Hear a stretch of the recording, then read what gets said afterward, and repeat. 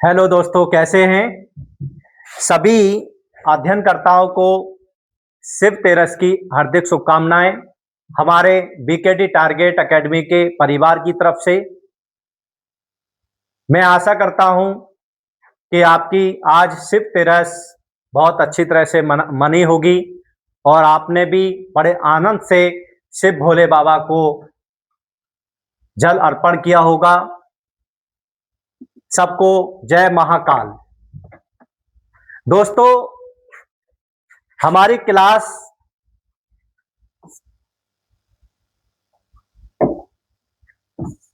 कक्षा 9th और कक्षा 9th में हमारा क्या चल रहा है? मैथ। बेटा, मैथ का हमारा एक पहला चैप्टर कंप्लीट हो चुका है। आज हम उसी श्रृंखला को आगे बढ़ाते हुए आज हमारा चैप्टर स्टार्ट होगा, या हम कह सकते हैं पाठ हमारा स्टार्ट होगा आज बहुपद। कौन सा पार्ट स्टार्ट होगा? बहुपद, जिसे हम बोलते हैं पॉलिनोमियल। ठीक है, क्या बोलते हैं? ये आज हमारा स्टार्ट होने जा रहा है। तो बेटा, इसके बारे में सबसे पहले हम चर्चा करेंगे कि चर क्या होता है, कैसे कैसे इसकी इक्वेशनें बनती हैं, उसमें हम चर्चा करेंगे। तो बेटा, सबसे पहले हम चलते हैं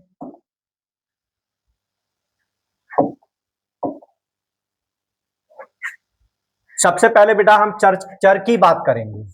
किसकी बात करें? चर की। चर को हम क्या कहते हैं? चर क्या है?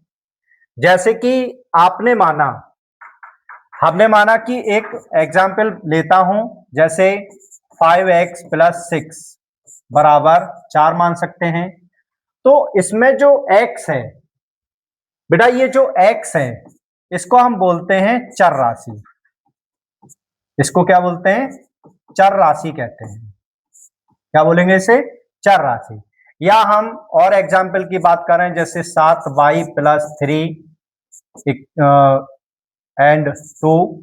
इसमें अगर हम देखें तो बेटा, ये यहां पर जो y है इसको हम बोलते हैं बाई चर। कौन सी राशि? बाई चर राशि। कौन सी राशि? बाई चर राशि। तो हम कह सकते हैं कि ये समीकरण है हमारी, ये पूरी क्या है? समीकरण है। तो समीकरण में उपस्थित जो अज्ञात मान होते हैं, तो हमने बेटा यही लिखा है कि किसी समीकरण में उपस्थित अज्ञात राशि चर राशि कहलाती है। क्या कहलाती है? चर राशि कहलाती है। इसका मान बदलता रहता है। इसे सामान्यतः x, y, z आदि के द्वारा निरूपित किया जाता है। क्या किया जाता है? निरूपित किया जाता है। x, y, z और इक्वेशन हम मान सकते हैं, जैसे हमने माना 10z + 2 बराबर 0। तो ये z जो है क्या है? z एक चर राशि है। क्या है? चर राशि। तो ये चर राशि कहलाएगी। तो चर क्या होते हैं कि किसी समीकरण में उपस्थित ये अज्ञात होते हैं, और इन अज्ञात को ही, अज्ञात जो राशि है उन्हें ही हम चर राशि कहते हैं। इनका मान कंटिन्यूअस बदलता रहता है। इन्हें सामान्यतः x, y, z आदि के द्वारा निरूपित किया जाता है। ठीक है, आदि के द्वारा क्या किया जाता है? निरूपित किया जाता है, जैसे कि यहां पर हमने दिखाया है। ये आप एग्जाम्पल देख सकते हैं, ये देख सकते हैं। ठीक है, आगे क्या है?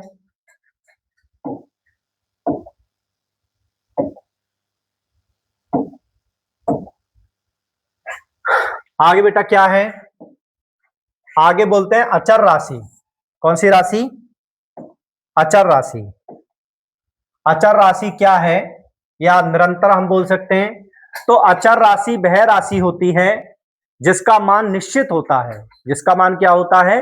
निश्चित होता है। इसे एबीसी के द्वारा शो किया जाता है, जैसे 4, 2, 3 पाई आदि। ये सब क्या है? अचर हैं। जैसे मैंने माना कोई इक्वेशन हम मान लेते हैं, जैसे हमने मान लिया 3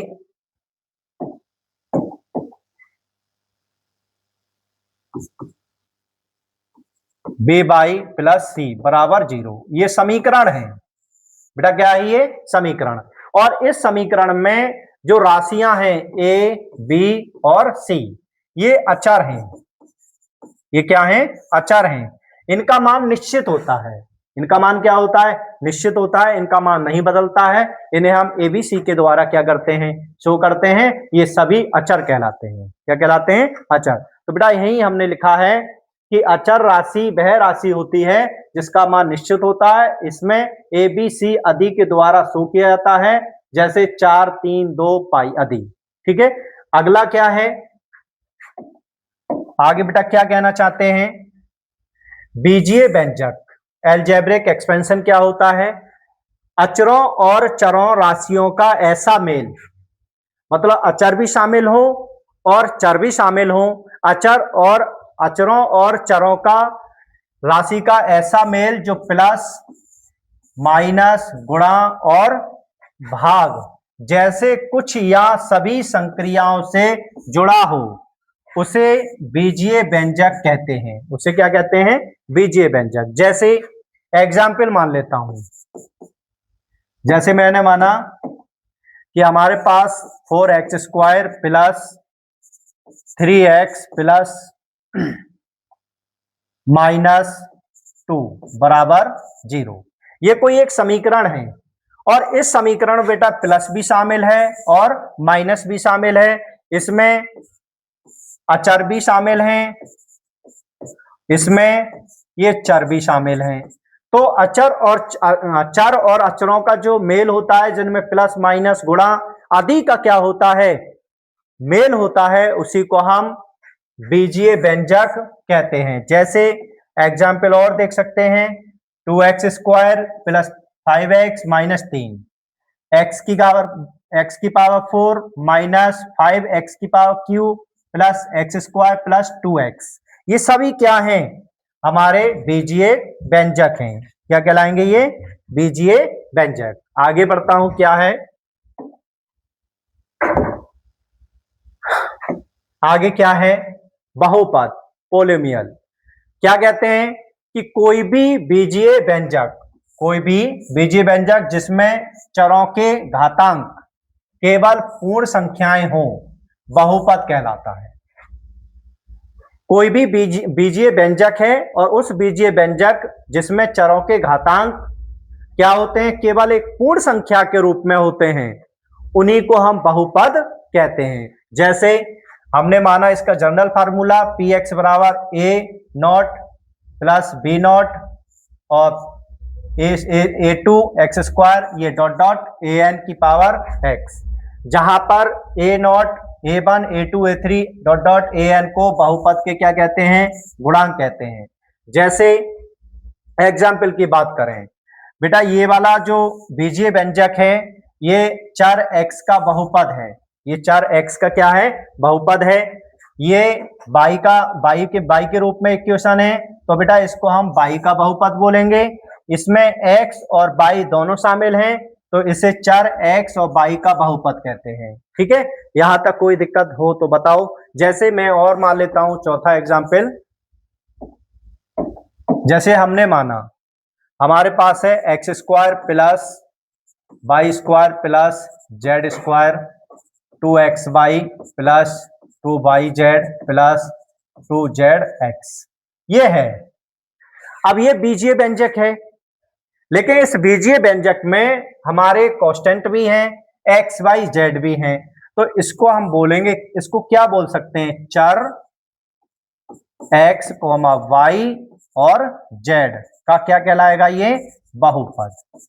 ठीक है, ये तीनों में है, तो x y z का क्या कहलाएगा, ये बहुपद कहलाता है। उसके बाद मैं आगे बढ़ता हूं, थोड़ी यही बात समझाता हूं आपको क्या है।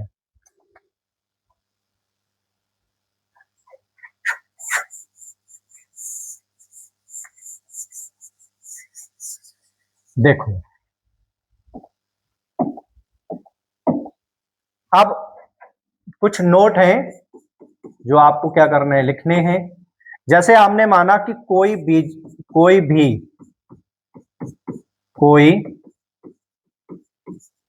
बीजीय व्यंजक,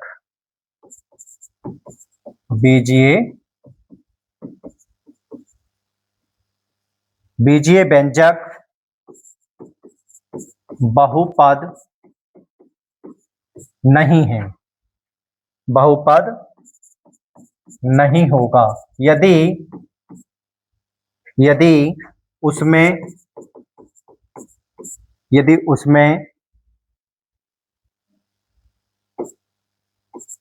निम्न शामिल हो। निम्न क्या हो? शामिल हो। जैसे हमने माना कोई भी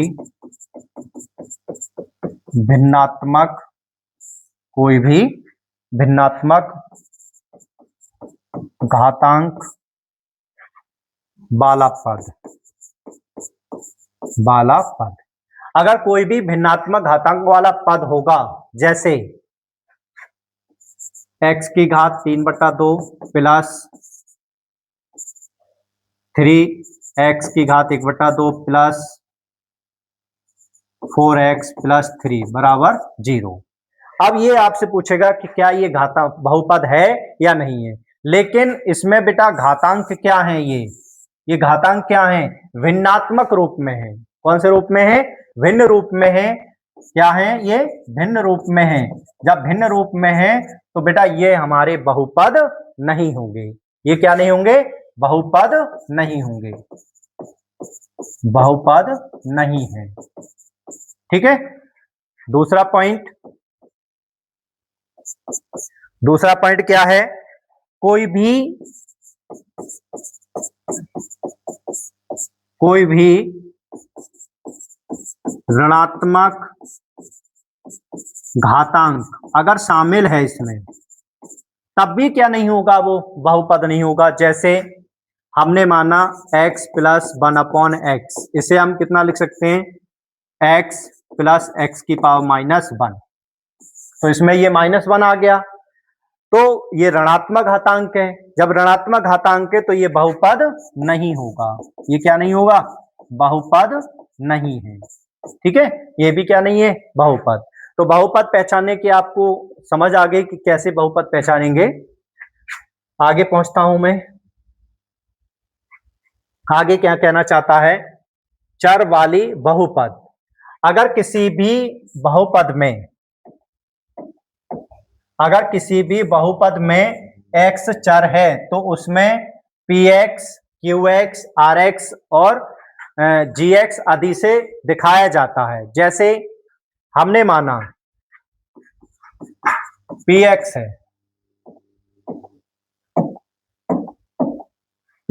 इसे हम लिख सकते हैं x की घात 3 प्लस 5।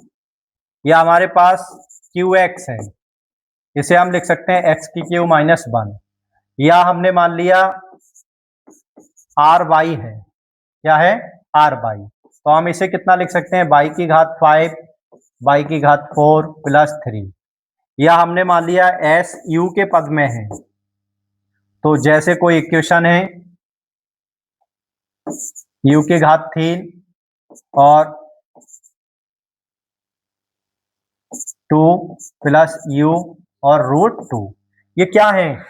सब बहुपद हैं, एक चर वाले बहुपद हैं। ये कौन से वाले हैं? ये एक चर वाले बहुपद। आगे हम बढ़ते हैं।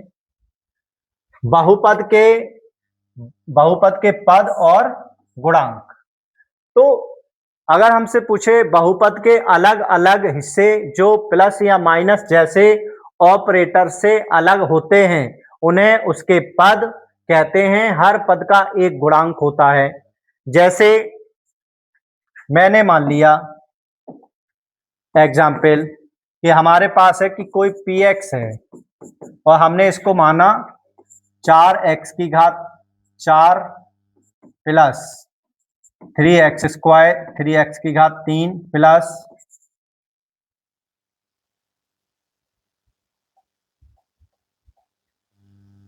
माइनस कुछ भी मान सकते हो 5x² प्लस 5x प्लस 5। जैसे ये है तो अगर हम इसमें पद गिने तो 1 2 3 4 5, तो बेटा पद तो हो गए इसमें 5। पद कितने हो गए? 5। अगर हमसे पूछे एक्स की घात 4 का गुणांक, तो बेटा इसमें जो गुणांक होता है वो इसके आगे वाली संख्या होती है, तो कितनी होगी? 4। एक्स की घात 3 का गुणांक पूछे तो इसमें गुणांक हो गया आपका 3। ऐसे ही एक्स स्क्वायर का गुणांक पूछे तो -2, ठीक है। ऐसे ही -5। ऐसे ही एक्स का गुणांक पूछे तो 5, और इसमें एक कांस्टेंट है जिसे हम बोलते हैं 5, ठीक है। इस तरह से जहां मैंने यहां पर भी आपको एक एग्जाम्पल दिखा रखा है, आप आसानी से उसको देख सकते हैं। तो यहां तक अगर कोई चीज समझ में ना आई हो तो आप बता सकते हैं। अगली जो चर्चा होगी हमारी नेक्स्ट लेक्चर में होगी। आज हम यहीं विराम करते हैं, और धन्यवाद। जितना भी समझ में आए कोशिश करो